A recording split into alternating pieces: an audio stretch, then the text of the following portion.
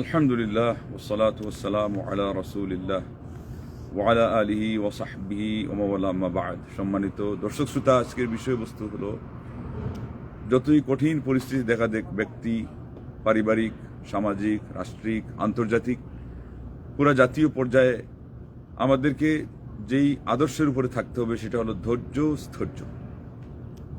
এটার মাধ্যমে বরং উন্নতির পথ খুঁজতে হবে। যদি সেটা না করা যায় তাহলে স্বাভাবিক অবস্থানে নিজের জায়গায় থাকা যাবে না। আমরা বলি না যে আমাদের তো পিঠ দেয়ালে ঠেকে গেছে। কেউ অবস্থার অবনতি দেখে, আরও বেশি খারাপ পরিস্থিতি দেখে বলেন যে দেওয়ালও নাই, পিঠও নাই। যাই হোক, যেটাই হোক, এটা নিয়ে হাহুতাশ করতে নাই। এটা হলো মুসলিম শরীফের হাদিসে আল্লাহ নবী সাল্লাল্লাহু আলাইহি ওয়াসাল্লাম মানা করেছে, বলেছেন মান কাল আও ইযা কাল আর-রাজুলু হালাকান নাস ফাহুয়া আহলাকুহুম আও আহলাকাহুম। যখন কেউ বলল যে মানুষ শেষ হয়ে গেছে, মানে ধ্বংস হয়ে গেছে, হাহুতাশ বেশি শুরু করলো, এটা দিয়ে বোঝানো হচ্ছে উদ্দেশ্য। তো নবী সাল্লাল্লাহু আলাইহি ওয়াসাল্লাম বললেন সেই সবচেয়ে বেশি ধ্বংসশীল।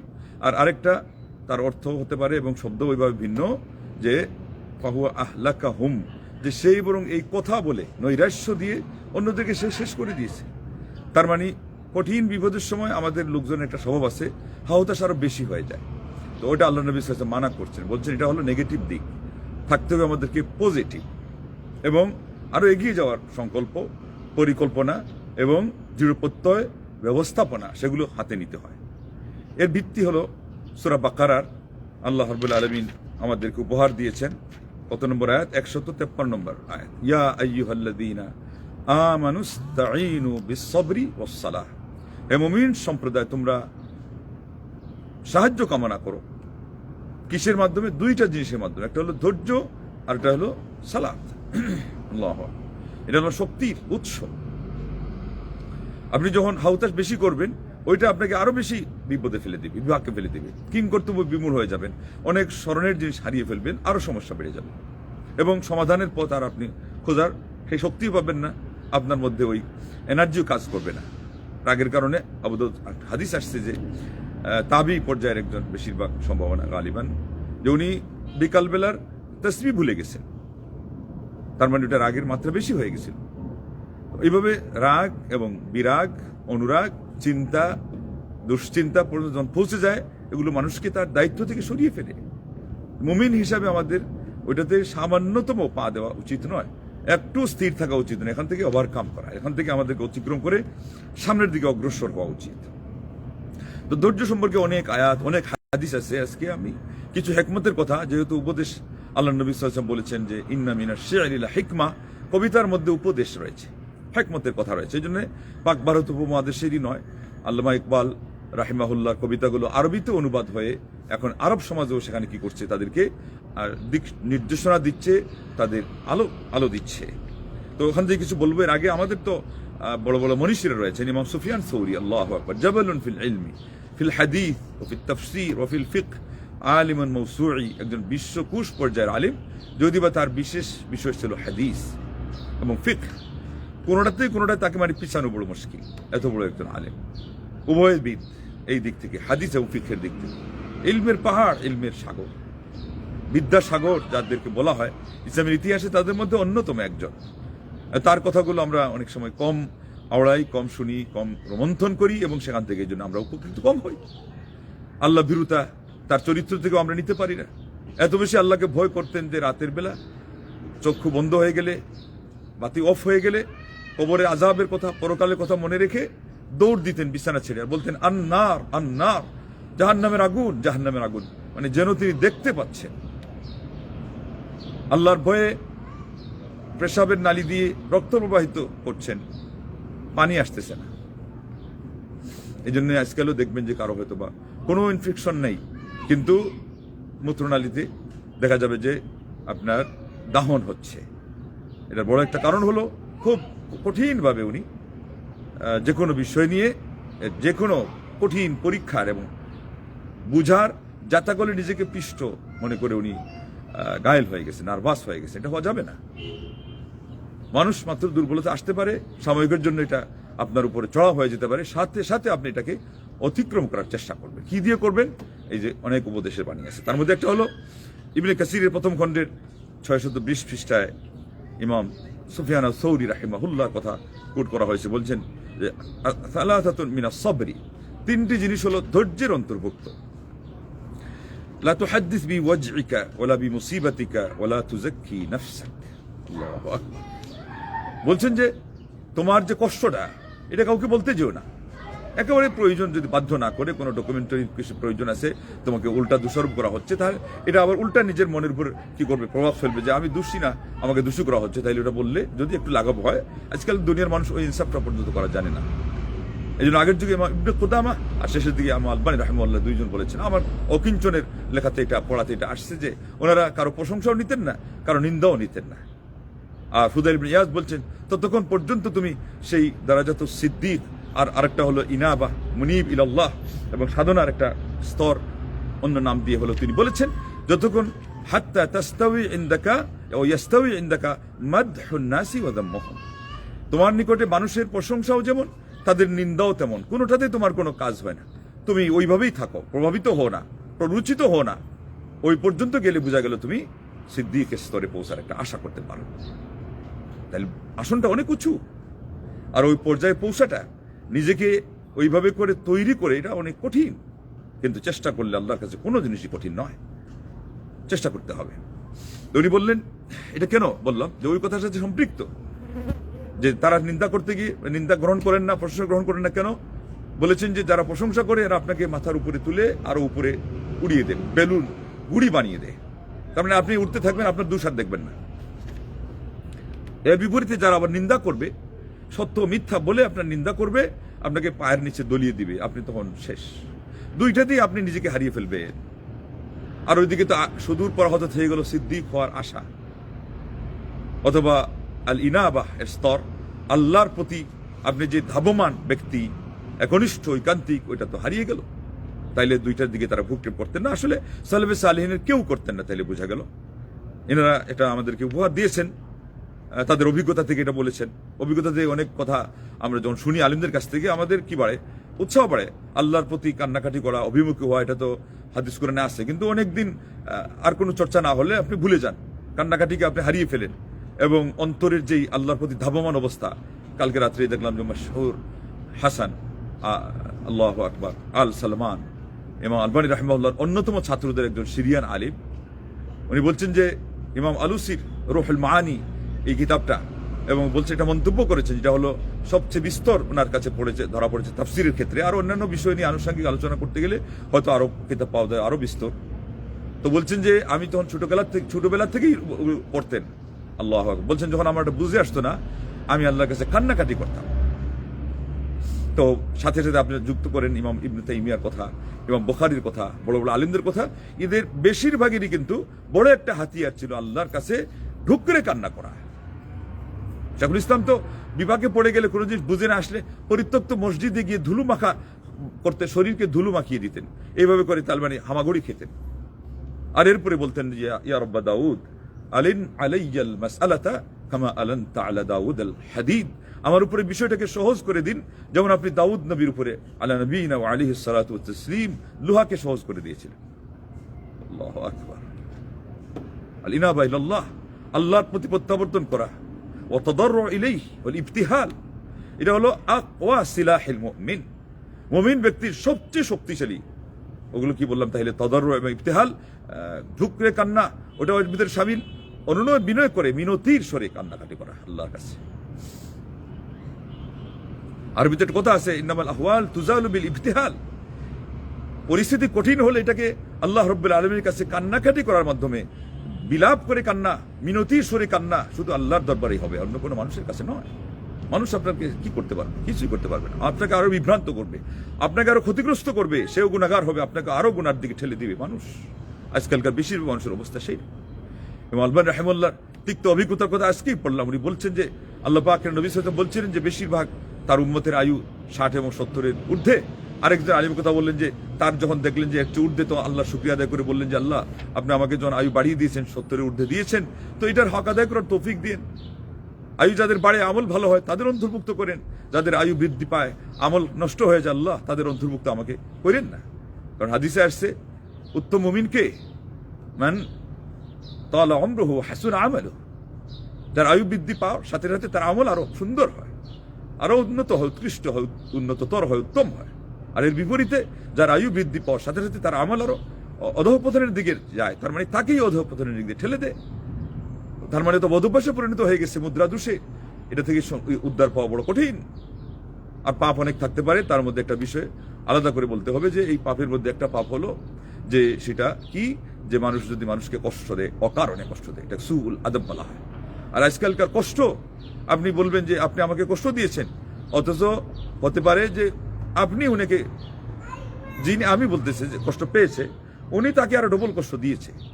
3 কষ্টের উপরে মিথ্যা অপবাদ, গীবত, চুগলখড়ির কুপ্রভাবে যাতাকলে পিষ্ট হয়ে উনি নিজেই আক্রান্ত, নিজেই পাপে ডুবে আছে, আরো বেশি তাকে ডুবাই দেওয়া হয়েছে। কারণ একটা পাপকে ঢাকতে গেলে আরো কয়েকটা পাপ করা লাগে, একটা মিথ্যাকে ঢাকতে গেলে আরো 10টা মিথ্যা যুক্ত করা লাগে। আজকালকার সেই যুগে আমরা বেশিরভাগ, শেখ আলবানী রাহিমাহুল্লাহ যেমন বুখারী রাহিমাহুল্লাহ বলছেন, কাদ্দাকাত আলাইয়াল আরদু বিমা রাহবাত, প্রভু হে তোমার জমিন তো প্রশস্ত, কিন্তু তা সত্ত্বেও আমার উপরে তো অনেক সংকীর্ণ হয়ে গেছে, আমাকে উঠিয়ে নেন। তার মানে বিশেষ একটা অবস্থা, এটা বলা যায়। তারপরে হাদিসে বলা আছে যে আল্লাহুম্মা হিনি মা কানাতিল হায়াতু খায়রান লি ওয়া তাওয়াফানি ইযা আলিমতাল ওয়াফাতা খায়রান লি, আল্লাহ আমাকে ততদিন পর্যন্ত বাঁচিয়ে রাখেন যতদিন পর্যন্ত আমার এই দুনিয়ার জীবনে থাকাটা কল্যাণকর, আর যেদিন পর্যন্ত আপনি জানেন যে আমার দুনিয়া থেকে উঠে যাওয়াটাই কল্যাণকর, আমাকে সেই দিন দুনিয়া থেকে তুলেন। ওইটা আরেকটা মাসআলা, সেটা খোলাসা করতে গেলে লাগবে সময়। তো আমার যে মূল বিষয় আজকে একটু বলতে চাইছিলাম, এটা বলে শেষ করে দিই।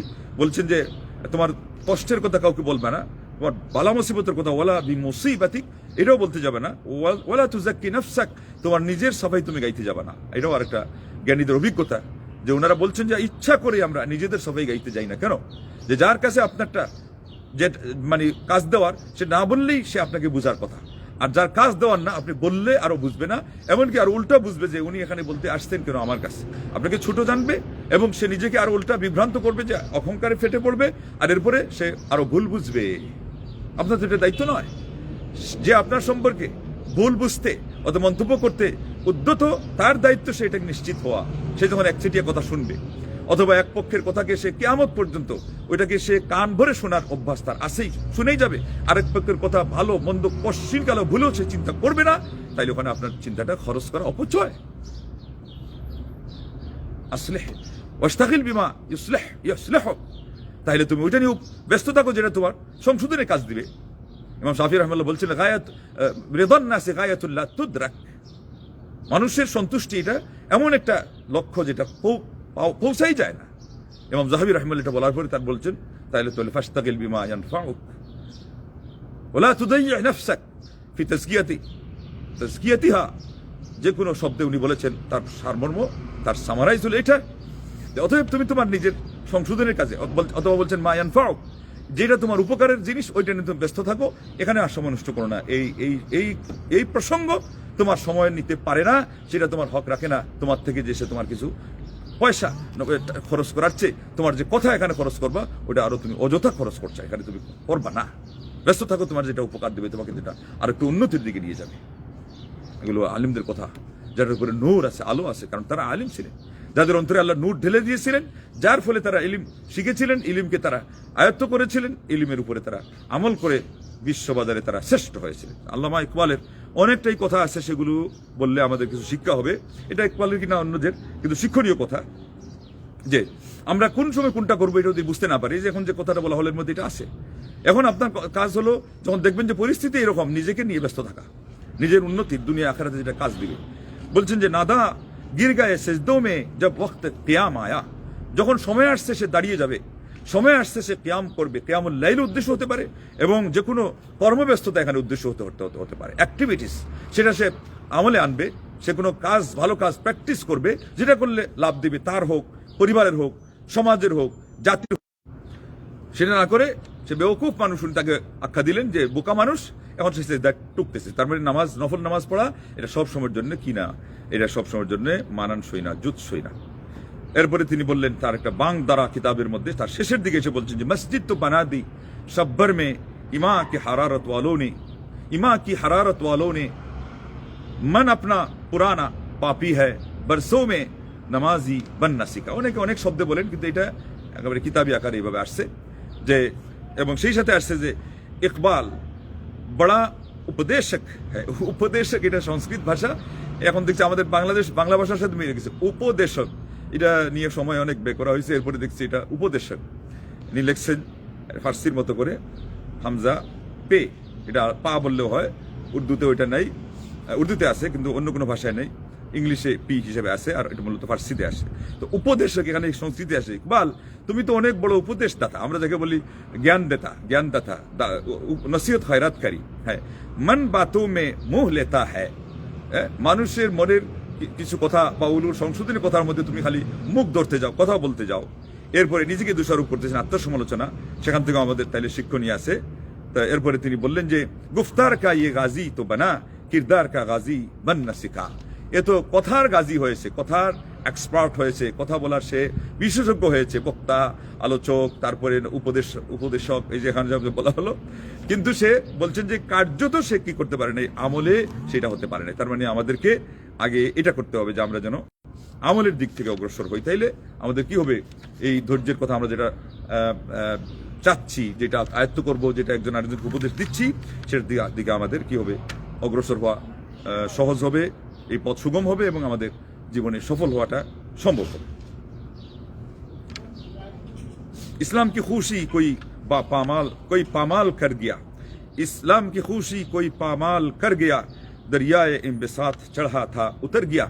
ইসলামের ক্ষেত্রে কিছু খুশির বিষয়, আনন্দের বিষয়, মানে উন্নতির কিছু কথা, এটাকে অন্যরা দলিয়ে দিয়েছে পায়ের নিচে, অন্যরা এটা নষ্ট করে দিয়েছে। আপনি একটা জিনিস গড়েছিলেন, অনেক আশার স্বপ্ন বুনেছিলেন, প্রাসাদ গড়েছিলেন, অন্যরা এটাকে ধসিয়ে দিয়েছে। তো বলছেন যে এটাকে তারা একটা মানে উন্নত একটা প্রতিষ্ঠান, উন্নত একটা প্রকল্প, সেটাকে তারা ধসিয়ে দিয়েছিল।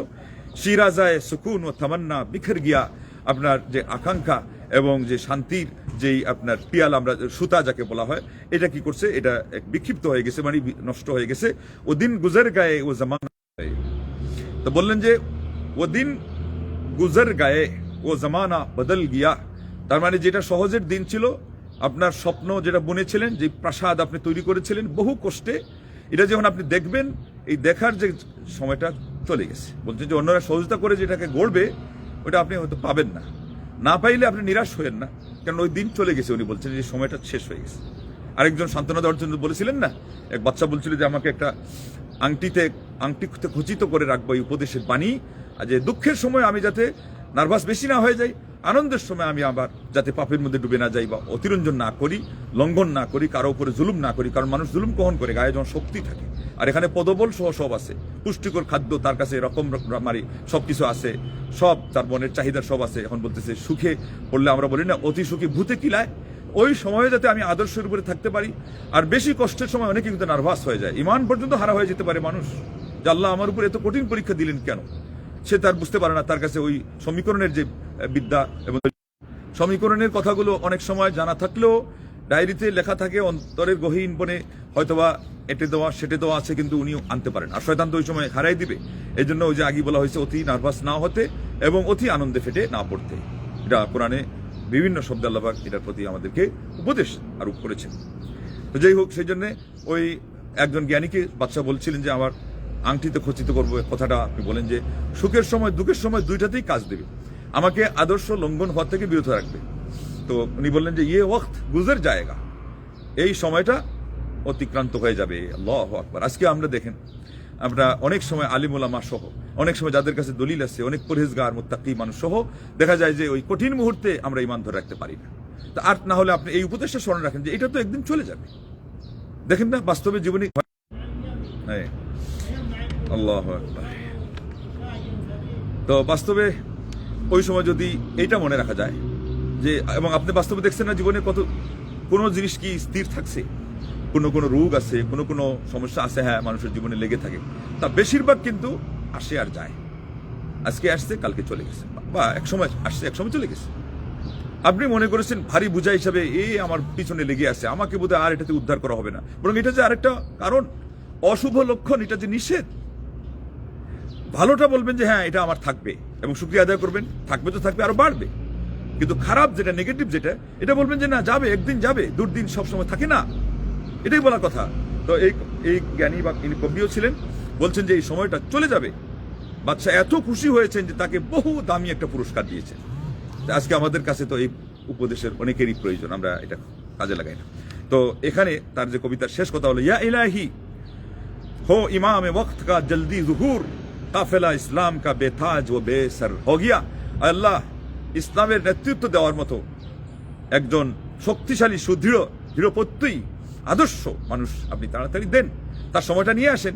চূড়ান্ত হবে ইমাম মেহদি যখন আসবেন, কিন্তু আরো উদ্দেশ্য আরো হতে পারে, এই জন্য তিনি ইমাম মেহদি বলেন নাই, বলছেন কি ইমামে ওয়াক্ত।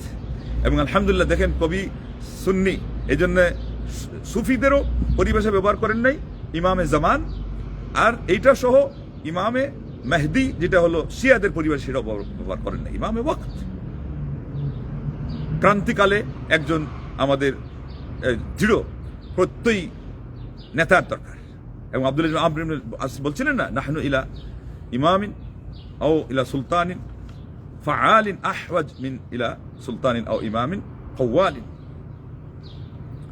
আমরা যারা খুল কথা বলে খালি বুলি আওড়ায়, তাদের তুলনায় যারা কাজে পরাঙ্গ কার্যত যারা আল্লাহু আকবার যারা কাজ করে বেশি, ওই সমস্ত নেতার প্রতি আমরা বেশি যোগ্য, আমরা বেশি মোকাবেক্ষী, যারা শুধুমাত্র কথার ফুলঝুরি ছড়ায়, বুলি আওড়ায় এবং বিভিন্ন ধরনের অনেক সময় আস্ফালন ছাড়ে, অনেক সময় উস্কানিমূলক কথা বলে, বা যেটাই হোক। আজকাল তো আমাদের সমাজের নেতৃস্থানীয় লোকজনের এই অবস্থা।